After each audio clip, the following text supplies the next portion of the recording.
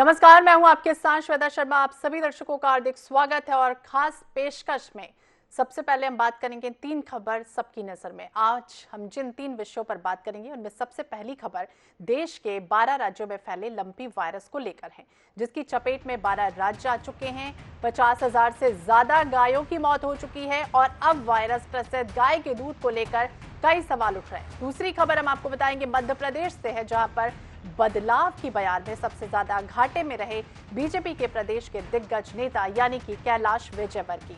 फिलहाल कैलाश विजयवर्गीय पार्टी के राष्ट्रीय महासचिव तो हैं, लेकिन प्रभार किसी भी प्रदेश का नहीं। तीसरी खबर पर हम चर्चा करेंगे छत्तीसगढ़ से, जहां भाजपा की प्रदेश प्रभारी डी पुरंदेश्वरी को उनके प्रभार से हटाते हुए ओम माथुर को नया प्रभारी बना दिया गया है। तो इन 3 खबरों पर हमारी सबसे पैनी नजर रहेगी। सबसे पहली खबर हम आपको बता दें लंपी वायरस को लेकर है। देश के कई राज्यों में लंपी वायरस पशुओं पर कहर बनकर टूट रहा है। भारत वो देश जहां पर सबसे ज्यादा पशुधन है। सबसे पहले हम पहली खबर की बात करेंगे, जिस तरह से लंपी का कोहराम मचा हुआ है, यानी दूध पर इसका कितना असर हो रहा है। सबसे पहले चर्चा करेंगे, उसके बाद हम चर्चा करेंगे लंपी वायरस के बाद कैलाश विजयवर्गीय का क्या कसूर है। लंपी वायरस वो है जो लगातार गायों पर संक्रमण फैला रहा है। तो हिमाचल प्रदेश, जम्मू कश्मीर, उत्तराखंड, मध्य प्रदेश, महाराष्ट्र और अंडमान निकोबार जैसे राज्य और केंद्र शासित प्रदेश हैं, जहां पर देश में 11 लाख से अधिक पशु इससे संक्रमित हो चुके हैं। इसका संक्रमण देश के 12 राज्यों के 165 जिलों में फैल चुका है, यानी अब तक 50,000 से ज्यादा इसमें पशुओं की मौत हो चुकी है। और जिस गति से, जिस तेजी के साथ ये फैल रहा है, इससे जल्द ही महामारी घोषित करने की मांग अब उठ रही है। जिस तेजी के साथ ये फैल रहा है, इस वायरस की अगर हम बात करें, अप्रैल से इसने पांव पसारना शुरू किया। 2019 में उड़ीसा और पश्चिम बंगाल में पहली बार इसका संक्रमण भी सामने आया। ये माना जा रहा है कि अकेले राजस्थान में ही इस वायरस ने हजारों पशुधनों की जान ले ली है। लंपी का डर, इसका डर अब बढ़ गया है कि लोगों में ये अफवाह फैल रही है कि गाय दूध पीने से क्या हम बीमार तो नहीं हो जाएंगे। इस बात को लेकर लोगों में अच्छा खासा डर भी है और कई सवाल भी हैं। क्या गाय से दूरी बनाए रखना जरूरी है? क्या फिर दूध पीने से कोई बीमारी तो नहीं होगी? लेकिन हम आपको क्लियर कर दें कि दूध पीने से कोई बीमारी नहीं होगी, लेकिन बशर्ते ये रहेगा कि आपको दूध उबाल कर उपयोग करना होगा। तो लोगों में अफवाहें फैलने लगी हैं कि क्या गाय का दूध पीने से नुकसान होगा, गायों से दूरी बनानी होगी। लेकिन डॉक्टर्स ये कहते हैं, विशेषज्ञ ये कहते हैं, साइंटिस्ट ये कहते हैं कि ये जो वायरस है वो इंसानों पर नहीं फैलता है। लेकिन दूध को आप डायरेक्ट नहीं पी सकते, इसके लिए आपको दूध को उबालना सबसे ज्यादा जरूरी है। ये कहा गया कि पाकिस्तान से ये वायरस भारत में पहुंचा है। राजस्थान में अब तक 4300 मवेशियों की जान जा चुकी है। गुजरात में 1600 मवेशियों की मौत हो चुकी है। यानी सबसे ज्यादा आंकड़ों की अगर हम बात करें तो गुजरात में है, राजस्थान में है इस वायरस से। लेकिन अभी तक इंसानों पर इसके फैलने की कोई भी पुष्टि दर्ज नहीं हुई है। लेकिन जिस तरह से हमारे देश में, हमारे भारत में पशुधन की संख्या ज्यादा है, इसे देखते हुए सबसे ज्यादा चिंता का जो विषय है वो बन गया है। क्योंकि कोरोना में हमने देखा कि किस तरह से दवाइयां नहीं मिल रही थी, लोग परेशान थे। लेकिन अब इस लंपी वायरस से भी कहीं ना कहीं पशुओं को बेहद नुकसान हो रहा है। जिस तरह से वायरस बढ़ रहा है, उसे देखते हुए चिंता जो है वो हमारे देश की बढ़ रही है। लंपी का संक्रमण देश के 12 राज्यों में फैला हुआ। आपसे भी यही निवेदन, अगर आपके आसपास कोई भी पशु इस तरह से संक्रमित आपको दिखाई देता है तो जरूर उसके लिए सूचित करें, कॉल करें। वायरस ने अप्रैल में जिस तरह से पांव पसारना शुरू किया, पश्चिम 2019 में उड़ीसा, बंगाल में पहली बार ये देखा गया था और उसके बाद लगातार इसका जो संक्रमण है अब वो धीरे धीरे बढ़ रहा है। इससे कहा जा रहा है कि जल्द से जल्द इसे महामारी घोषित कर दी जाए। 2019 में उड़ीसा में, पश्चिम बंगाल में पहली बार इसका संक्रमण जो है वो देखने में मिला था। अकेले राजस्थान की अगर हम बात करें तो हजारों पशुओं की अब तक जान जा चुकी है, यानी लगातार ये फैल ही रहा है। लेकिन इससे घबराने की जरूरत नहीं है।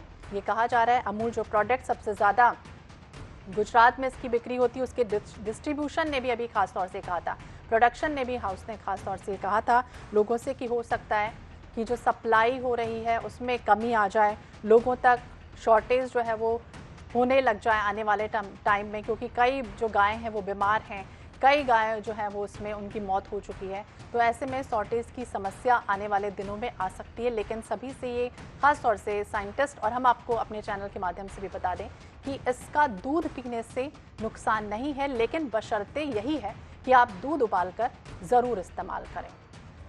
तो लंपी का कोहराम और दूध पर किसका असर, इस पर ही हम चर्चा खास तौर से कर रहे हैं कि जिस तरह से वायरस जो है वो लगातार फैल रहा है, लगातार 12 राज्यों से ज्यादा 165 देशों में अब तक फैल चुका है। पशु चिकित्सक डॉक्टर रश्मि हमारे साथ जुड़ गए हैं, हम उनसे बातचीत करेंगे और जानने की कोशिश करेंगे। डॉक्टर रश्मि, आपका बहुत बहुत स्वागत है INS 24/7 पर। और सबसे पहला यही सवाल, जिस तरह से लंपी वायरस हम देख रहे हैं लगातार फैल रहा है और लोगों को ये डर भी होगा, अफवाह भी कई बार लोग फैला रहे हैं कि ये हो सकता है इसका दूध हम अगर इस्तेमाल करते हैं तो हम पर भी इसका असर पड़ सकता है। क्या वाकई में ऐसा, या इसके क्या रीजन है वो बताइए। नहीं, दूध पीने से हम लोगों पर कोई असर नहीं पड़ेगा। बस थोड़ा सा सावधानी ये रखनी है, जो भी आप दूध यूज करें उसे उबाल कर पिएं। और मनुष्यों में इसका संक्रमण बहुत ही कम है और ना के बराबर है, और घबराने की कोई जरूरत नहीं है। ये केवल गौवंश के जो जानवर हैं उनमें ये सबसे ज्यादा फैलता है। भैंस वंश को भी इतना ज्यादा प्रभावित नहीं करता है। और इसका मेन पशुओं की मृत्यु दर भी इसमें कम है, लेकिन दूध उत्पादन का जो है वो बहुत डिक्लाइन हो जाता है, बहुत कम हो जाता है। और अगर हम सही से पशु चिकित्सक की सलाह लेकर इसका ट्रीटमेंट करें, इसका रोकथाम करें, तो 10 से 15 दिन के अंदर पशु पूर्णतः स्वस्थ हो जाता है। तो डॉक्टर रश्मि, इसमें क्या सिम्टम्स होते हैं? हमने देखा है तस्वीरों में कि किस तरह से जो गाय है उसमें गठाने हो जाती हैं पूरे शरीर पर, तो उससे क्या गायों को भी कुछ तकलीफ होती है? वो किस तरह से गुजरती हैं उस शरीर की इस तरह से यातना से? उसमें मेन रहता है, गांठ हो जाती है, नोड्यूल्स बन जाते हैं, और नोड्यूल्स के साथ हाई फीवर रहता है। हाई फीवर के ये वायरल डिजीज है, 3 डेज तक वायरल डिजीज का एक मेन कारण रहता है। इसके बाद हमें बैक्टीरियल इन्फेक्शन से बचाना होता है। तो जो भी परेशानी होती है वो बैक्टीरियल सेकेंडरी इन्फेक्शन के कारण होती है, तो उस सेकेंडरी इन्फेक्शन को हमको बचाना है। उसमें स्किन के लीजन्स होते हैं, अगर स्टार्टिंग में ही हमने उसको ट्रीटमेंट दे दिया तो स्किन लीजन्स ओपन नहीं हो पाते।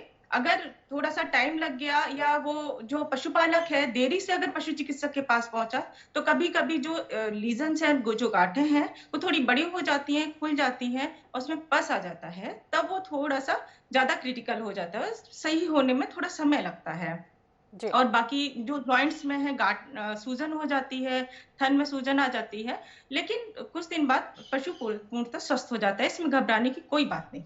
जी, यानी घबराने की कोई बात नहीं है। लेकिन डॉक्टर रश्मि, जिस तरह से हमने देखा था कोरोना का कहर और दवाइयां भी नहीं थी, और उसके लिए लोग किस तरह से हमने अपने को भी खोया था, तो ऐसे में इन गायों की जो मौत है वो लगातार बढ़ रही है। किस वजह से ये फैल रहा है? क्या बड़ा रीजन इसका समझें?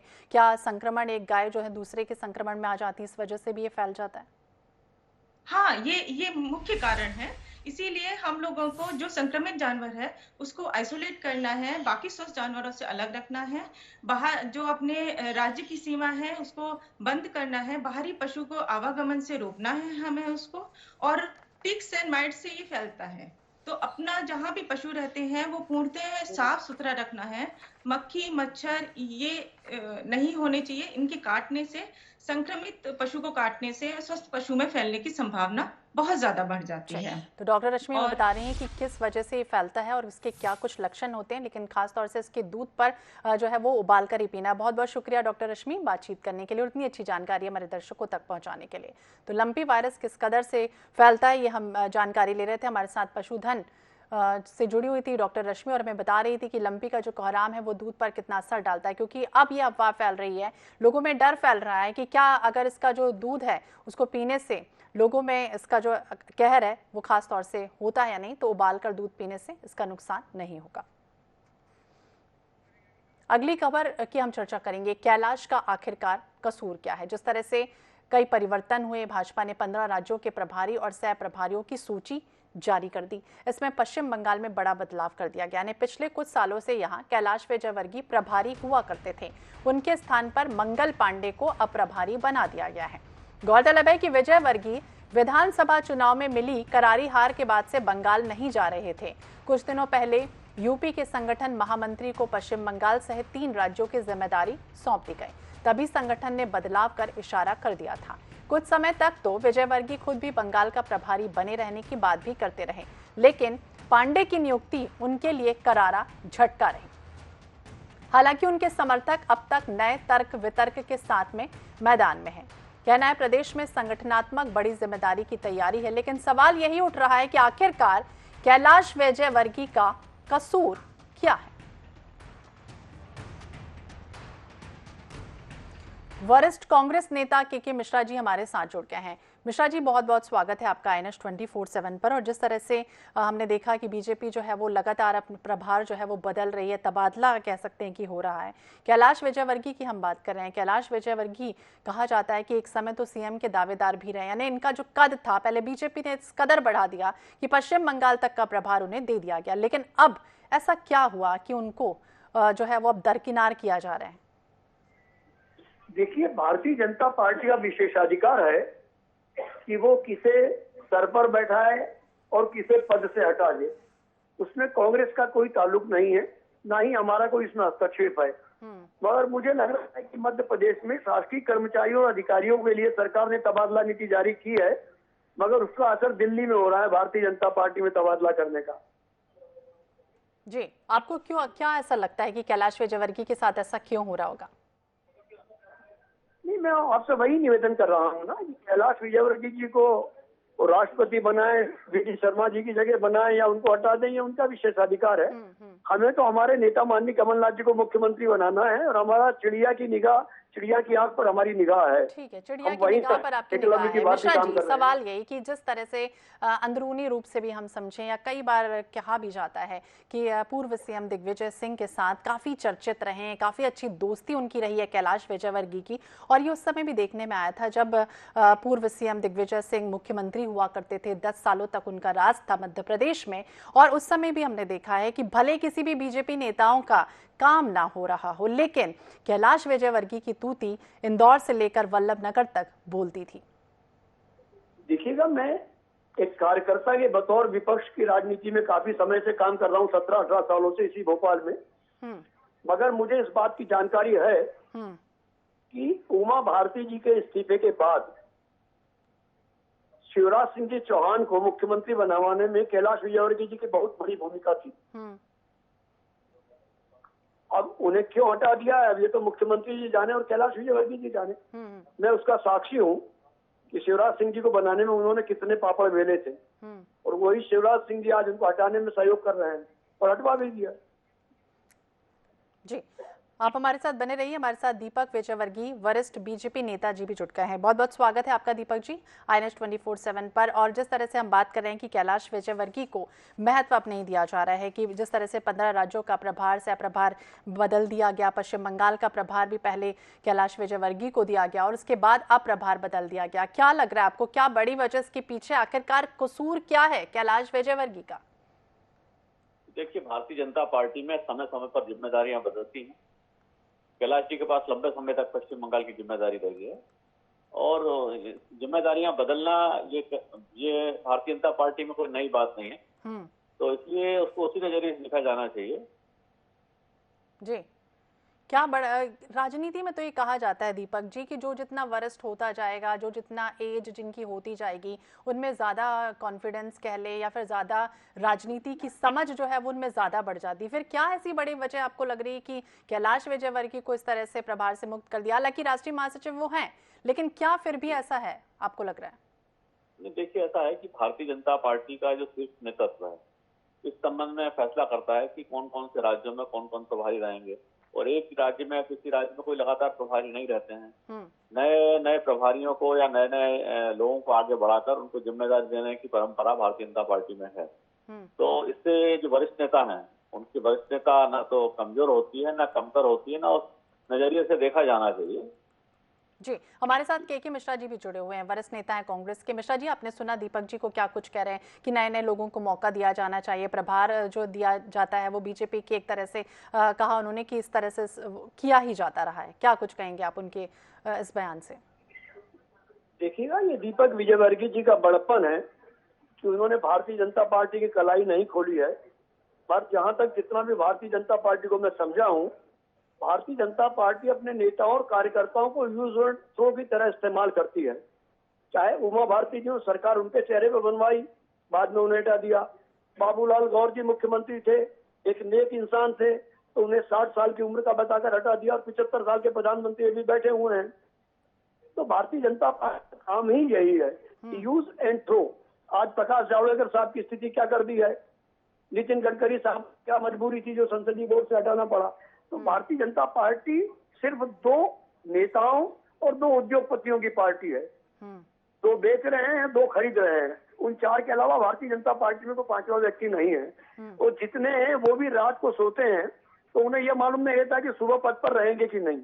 जी तो दीपक वो दौर जी, चल रहा है भारतीय जनता पार्टी में अधिनायकवादियों का। दीपक जी, ये भी हमने देखा है कि जब अग्निवीर योजना लाई गई थी केंद्र सरकार ने, उस समय हमने देखा था कि कैलाश विजयवर्गीय ने कुछ ऐसा कह दिया था कि मैं तो अपने ऑफिस में सिक्योरिटी अगर मुझे रखना होगा तो अग्निवीर को रखूंगा। दूसरी तरफ उन्होंने कई बार ऐसे बयान दिए कि विपक्ष की जो आवाज़ है वो सरकार जो है वो दबाने की कोशिश करती है। तो ऐसे कई बयान आए हैं दीपक जी, क्या ये भी एक बड़ी वजह रही है उनको अब इस तरह से दरकिनार कर रही है बीजेपी?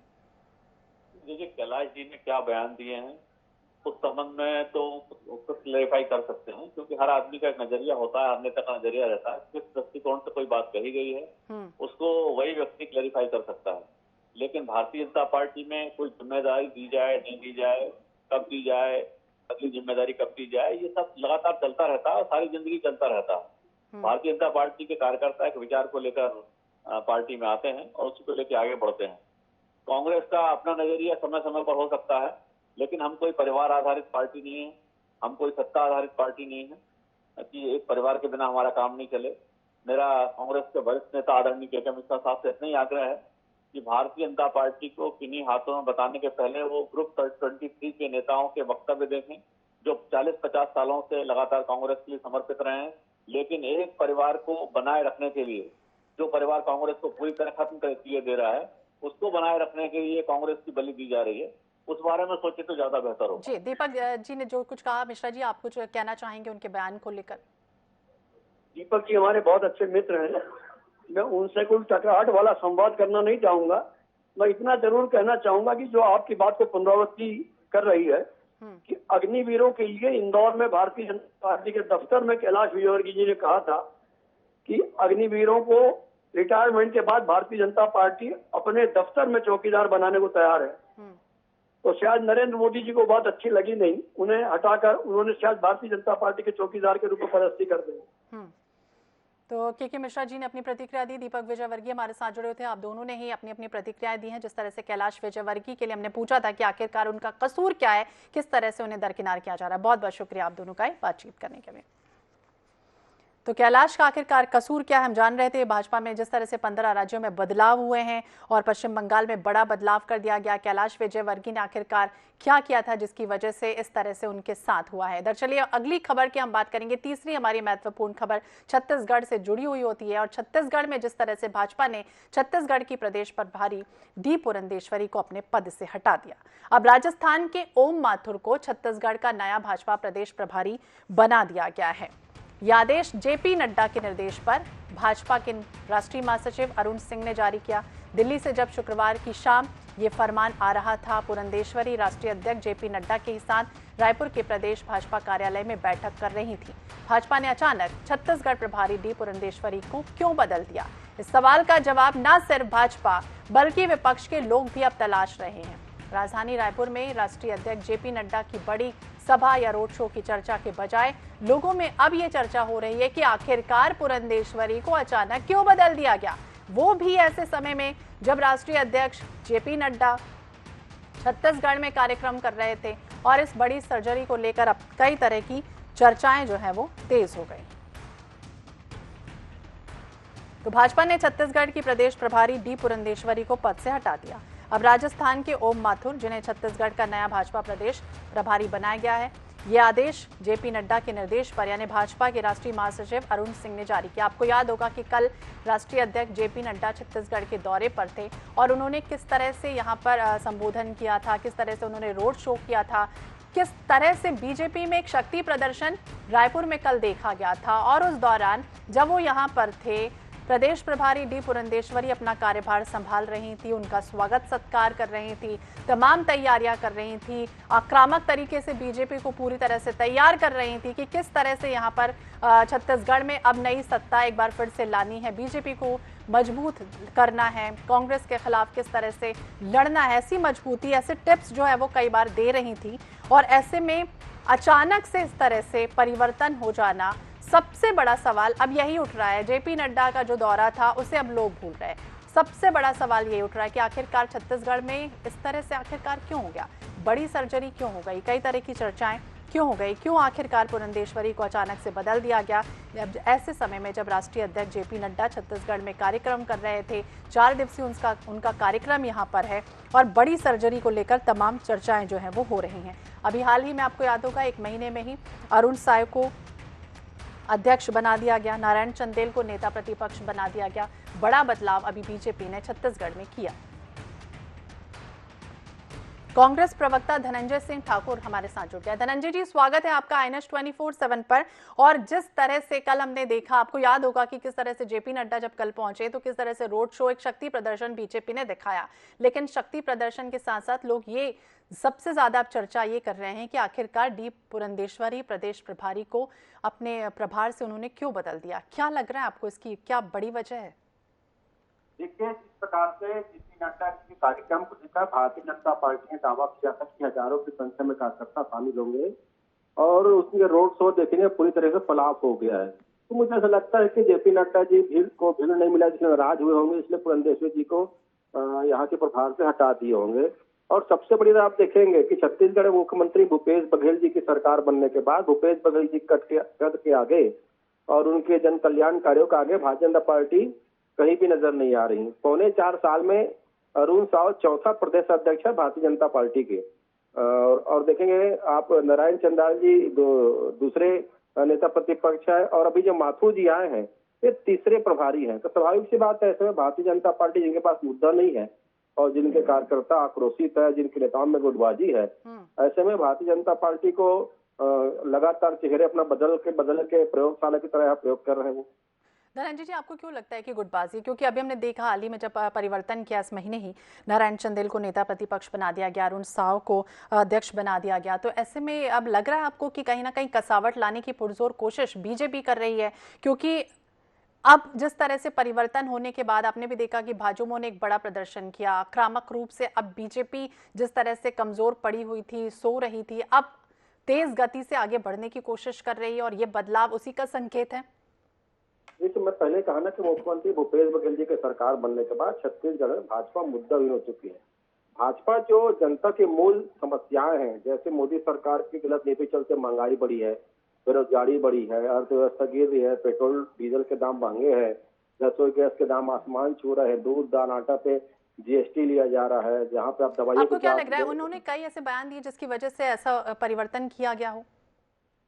देखिए, वो तो बहुत ज्यादा ही मत कह सकता हूँ, एक महिला है इसलिए मैं ज्यादा कुछ बोलना नहीं चाहता, लेकिन उनके बयान तो लगातार छत्तीसगढ़ को अपमानित करने वाले रहा है।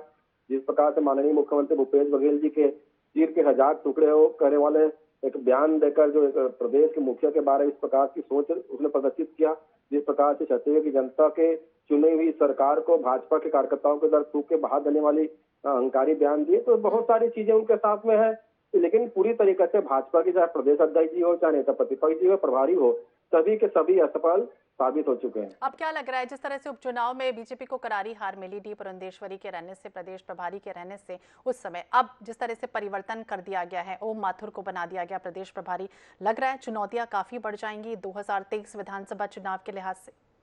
मैं तो कहता हूँ स्वयं जेपी नड्डा जी भी अगर छत्तीसगढ़ के प्रभारी बन जाएंगे तो भी कोई फर्क नहीं पड़ना है। छत्तीसगढ़ की जनता 15 साल के रमन शासन काल के कमीशन खोरी भ्रष्टाचार को देखी है और 8 साल से नरेंद्र मोदी सरकार के हिटलरशाही रवैये से परेशान है। स्वयं अमित शाह जी बन जाए प्रभारी, यहाँ पे श्री नरेंद्र मोदी जी प्रभारी बन जाए, कोई फर्क नहीं पड़ना है। छत्तीसगढ़ की जनता भूपेश बघेल जी की सरकार से खुश है, कांग्रेस सरकार के कामों से खुश है। भाजपा कुछ भी कर ले, यहाँ पे जनता को उनको समर्थन नहीं मिलना है। आपको ऐसा क्यों लग रहा है कि जनता जो है वो समर्थन नहीं देगी आने वाले समय में?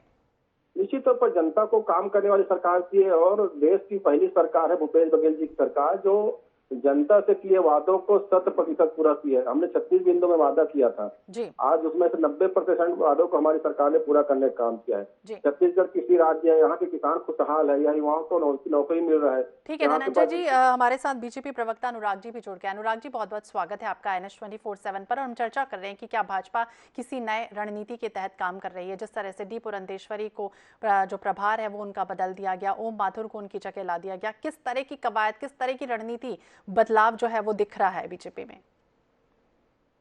देखिए, स्वाभाविक प्रक्रिया है बदलाव की और अखिल भारतीय स्तर पर निर्णय लिए जाते हैं। और चूंकि डी पुरंदेश्वरी जी के पास 2 स्टेट थे, छत्तीसगढ़ और उड़ीसा, चूंकि उड़ीसा में हम अभी बहुत अच्छी स्थिति में नहीं है, थोड़ा और अधिक होमवर्क करने की आवश्यकता है, तो वहां पर करने की आवश्यकता किसको? प्रदेश प्रभारी डी पुरंदेश्वरी को जब वो थी तब होनी चाहिए थी जी।